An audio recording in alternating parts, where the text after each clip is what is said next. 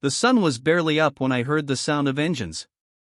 Not the familiar hum of a neighbor's pickup or the slow rumble of a tractor, this was sharper, louder. A convoy of SUVs crawling up the gravel road, dust swirling in the pale morning light like ghosts from the past. I set down my coffee mug on the porch rail, watching as they rolled to a stop at the edge of my property. Four vehicles, clean and shiny, city plate tags still glinting under the sunrise. The kind of people who never had to scrape mud off their boots. And leading them was Nancy Holloway, president of the Cedar Ridge Homeowners Association. A woman who believed her clipboard gave her the power of God himself. My name's Ethan Cole, and I've lived on this land for 30 years. My father before me, and his before him. This ranch wasn't much, 300 acres of rough country outside Helena, Montana, but it was honest, solid. The kind of place where you earned every blade of grass you stood on. The trouble started 6 months ago when the town expanded its development line. Some developer thought it'd be a good idea to fold parts of the surrounding ranchlands into their suburban plan, calling it a community growth initiative. I didn't sign anything, didn't sell anything, didn't agree to a damn thing. But apparently, that didn't stop the HOA from deciding my land was now part of their jurisdiction. Nancy climbed out first, heels clicking against the gravel, oversized sunglasses hiding whatever smugness she thought she could veil. "Good morning, Mr. Cole," she said, holding up a folder like it was a badge. "We need to talk about your property line." I crossed my arms, saying nothing. She smiled thinly. According to the Cedar Ridge Development Charter, this section of land, about 50 acres on your eastern boundary, is now designated as shared community green space. We've already begun the process of. I cut her off. You've begun the process of trespassing, is what you've done. Her smile didn't waver, but her tone sharpened. I think you'll find that the paperwork is in order. We're within our rights to. This land isn't for sale, I said, stepping down from the porch. Not now, not ever. You can take your paperwork and file it where the sun don't shine. The suits behind her shuffled awkwardly. I could tell none of them had expected me to push back. They were used to folks folding the second they mentioned legal jurisdiction. Nancy tilted her head. You may want to reconsider that tone, Mr. Cole. The HOA has full authority under State Expansion Code 47C to manage community-adjacent property transitions. I took another step closer, gravel crunching under my boots. Lady, this isn't community-adjacent. This is my ranch. It's been mine since before you people built your picture-perfect houses down the road. Her lips tightened. Then I suppose we'll let the courts settle it. By the time their engines faded down the road, the air was thick with dust and anger. I spent the next few days combing through old records, deeds, and survey maps my father had kept locked in the attic. Every page smelled of dust and tobacco, but each one told the same story. Our line hadn't moved an inch in nearly a century. I called my lawyer, Tom Redding, a local man who'd fought more zoning battles than I could count. He sighed when I told him what happened. Ethan, this HOA's been overstepping all over the county. They've got a developer backing them with deep pockets. You're not the first they've tried to push. Well, I won't be the first they succeed with, either, I said. Tom warned me it could get messy. If they're declaring eminent domain through a development charter, they'll twist the language to make it look legal. You'll need proof. Hard proof that the land is still yours. So I got to work. Days turned into weeks as I marked every inch of my boundary with new steel posts, bright orange flags, and fencing wire tougher than any I'd used before. I walked that perimeter every morning and every night like a sentry on duty. Neighbors stopped by, offering quiet support. Old Marty Green, who ran cattle on the next property over, said he'd seen Nancy's people surveying near the ridge again. Watch your east fence, Ethan, he warned. They're planning something. He was right. 2 nights later, I caught them. 3 trucks pulled up near the east boundary, their headlights off. Men in vests and caps hopped out, unrolling tape and planting small stakes in the ground. When I walked up with my rifle slung over my shoulder, they froze like deer in a spotlight. This is private property, I said. One of them, a young guy who looked like he'd never been out of the city, stammered, we were just marking out the new fence line per HOA order. I stepped closer, the crunch of gravel echoing. Whose order?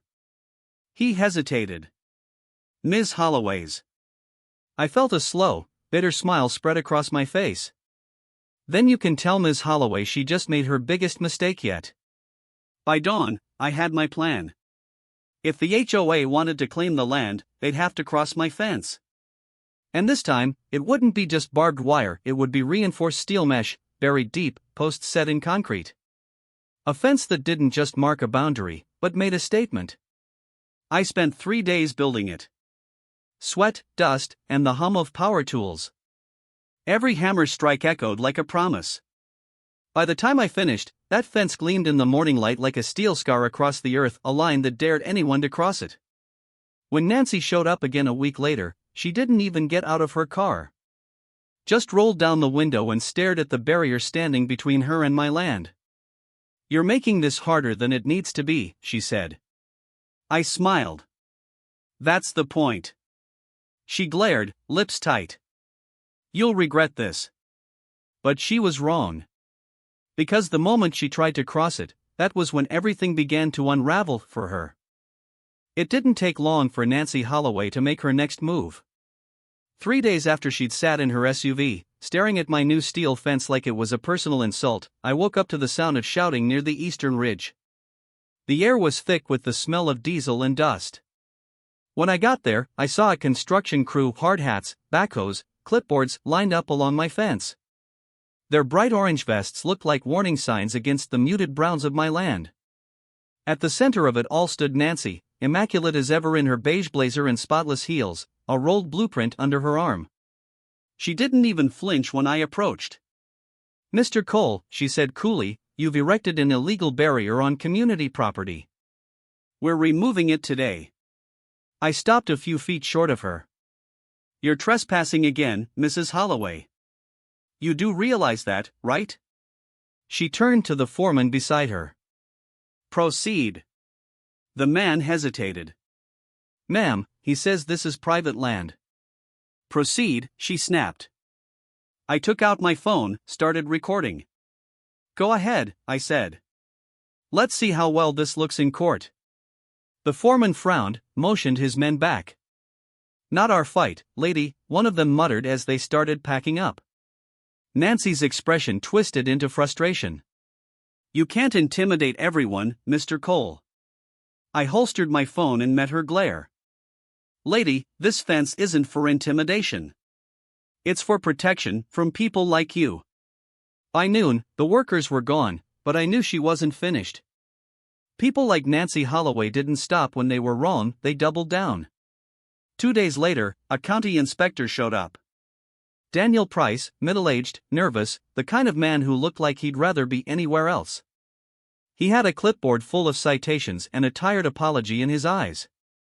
"Ethan," he said quietly, "Nancy's filed a complaint claiming your fence violates Community Zoning Code 12B, unauthorized structural installation." "Zoning code?" I said, incredulous. "We're outside the community boundary." He sighed. "On paper, yes. But the county's map was recently updated. That development charter she filed with the council, it's complicated." I could tell he didn't like it any more than I did. "Off the record," he said, leaning closer, "she's got friends in the developer's office.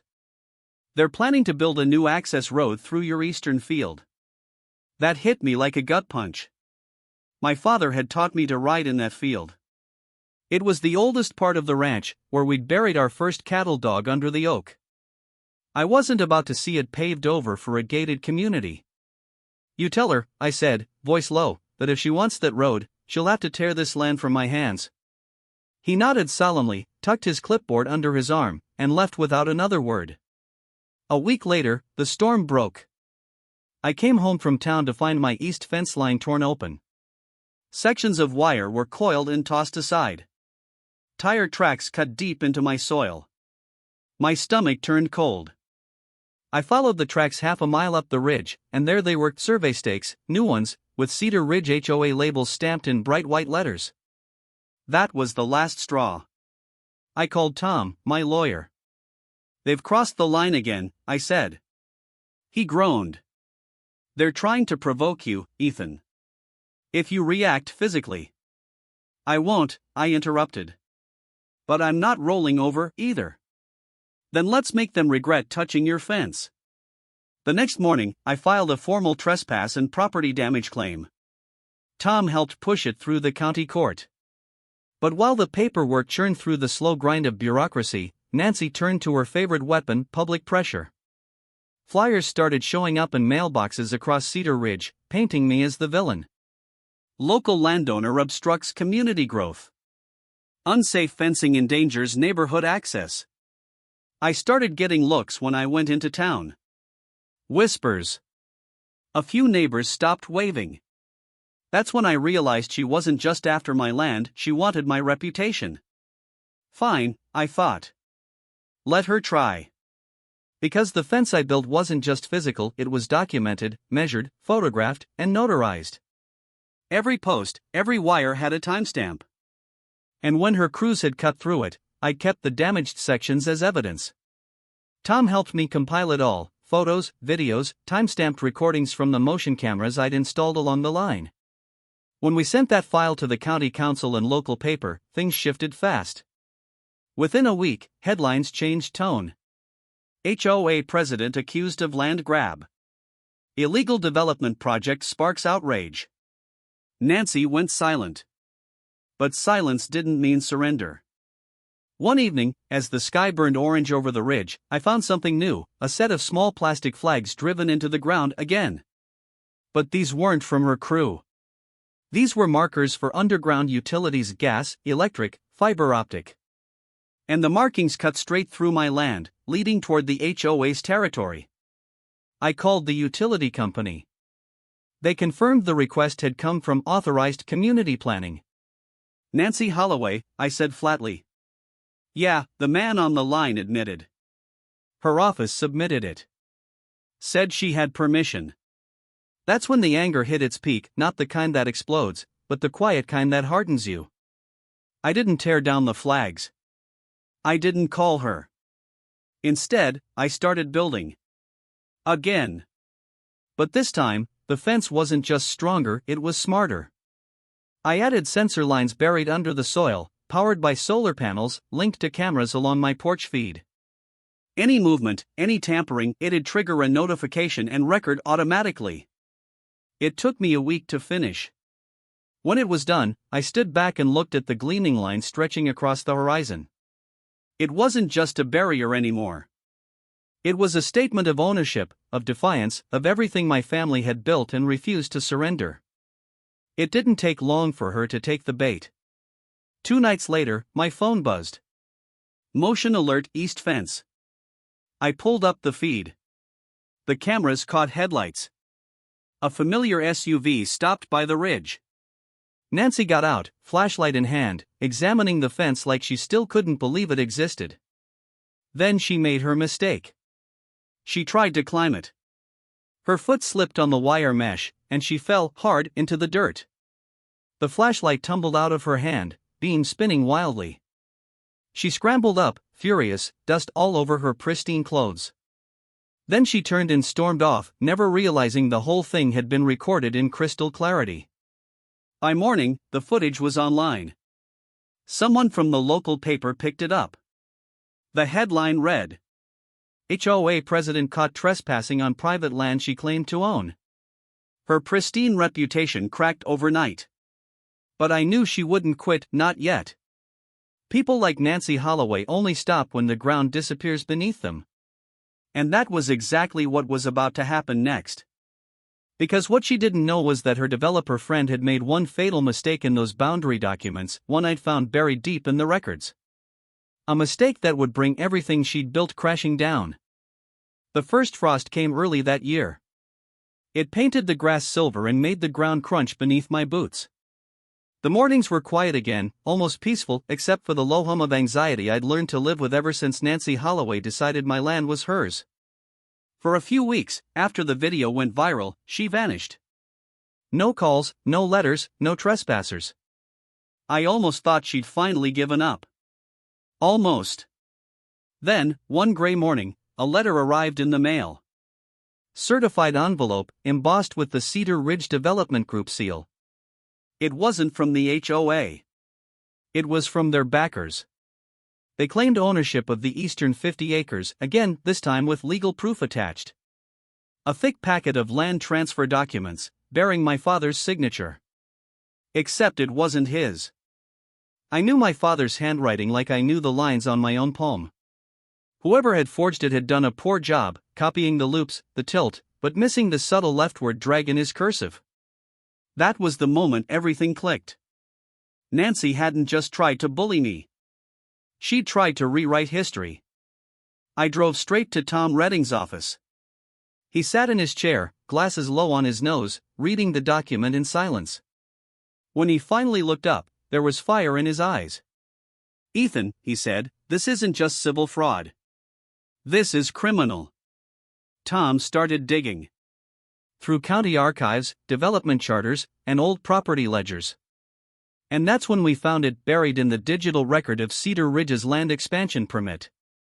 The developer had submitted Nancy's signed attestation declaring the HOA had verbal consent from the coal estate to manage transition land. That was her fatal mistake.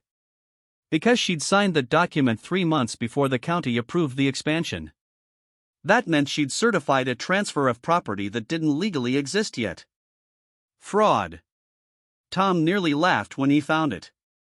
She hung herself with her own pen. But he wasn't smiling for long. "If you want to make this stick, Ethan, you'll need to show the council the full picture, documents, footage, witness statements. Once we go public, it won't just ruin her career. It'll ruin her life." I looked out the window at the cold Montana sky. She tried to take everything my family built. I'm fine letting the truth do the same to her. We gathered everything. The video of her trespassing. The timestamps from the fence sensors. The forged signature side by side with my father's notarized will. Even the statements from the construction crew she'd hired, who, after seeing their faces in that viral video, were eager to set the record straight. Tom compiled it all into a single report and delivered it to the Montana State Land Office. Then we waited. It didn't take long for the storm to hit. 3 weeks later, the story broke across every local news outlet. HOA president under investigation for property fraud and forgery. Cameras showed up outside Nancy's home. The same perfect lawns and white fences she'd built her little empire on now surrounded a siege of reporters. She gave one statement, short, brittle, and desperate. "These accusations are politically motivated and completely false." But it was too late. The county attorney confirmed a formal investigation. The developer cut ties immediately, claiming they'd been misled by inaccurate representations. Her board voted to suspend her indefinitely. The empire she'd built on arrogance and paperwork crumbled in a week. When the county investigators came to my ranch, I showed them everything, the original deeds, my father's journal, even the fence. One of them, a younger officer named Deputy Laura Hayes, took her hat off as she looked across the ridge. "Hell of a fight you put up," she said. "Didn't want one," I replied. "Just wanted to be left alone." She nodded. "You'd be surprised how many folks get steamrolled because they don't stand up. Most don't have fences like yours." I smiled faintly. "Most don't need them." Winter came hard that year. The snow settled deep, the kind that muffles the world into silence. The ranch slept under a white blanket, and for the first time in months, I felt like I could breathe again. The case dragged on quietly through December. Then one cold morning, Tom called. "It's done," he said simply. Nancy Holloway had pled guilty to falsifying county documents. She avoided jail time, barely, but the court ordered restitution, legal penalties, and a full public apology. The HOA board dissolved. The Cedar Ridge development was put on hold indefinitely. And my ranch? The court reaffirmed the boundaries permanently. The land was safe. I didn't go to her hearing, though Tom said the courtroom was packed. But a week later, as the snow melted into slush and the first signs of spring returned, I saw her one last time. I was out by the east fence, mending a post, when a gray sedan rolled up the gravel road. The window rolled down, and there she was, Nancy Holloway. Gone was the sharp confidence. Her hair was unkempt, her face tired. The kind of look that comes when a person finally realizes the fight's over. She didn't get out. Just sat there, engine running. "I came to say sorry," she said finally, voice breaking slightly. "I thought I was doing what was right for the community." I leaned on the fence post. "That's the thing about people like you," I said quietly. "You build your idea of community on top of other people's homes. You never stop to ask if it was already won." She looked away, eyes glistening. "You won, Mr. Cole." I shook my head. No one wins when neighbors turn into enemies. "But maybe next time, you'll think before crossing someone's line." For a moment, the wind carried nothing but silence between us. Then she nodded slowly, put the car in gear, and drove away back down the road she'd once tried to claim as her own. That night, I stood by the fence as the sun sank behind the hills. The steel glinted orange and gold, the same color as the sky. My father used to say a fence wasn't just about keeping people out, it was about knowing where you stand. He was right. I ran my hand along the cold metal, feeling the rough welds, the weight of months of struggle. That fence had seen lies, trespass, and greed, but it had also stood through all of it, unbroken. Just like the land. Just like me. The wind carried the faint creak of the posts and the whisper of grass bending under frost. And for the first time in a long while, I smiled. Because the fence wasn't just a boundary anymore. It was a promise.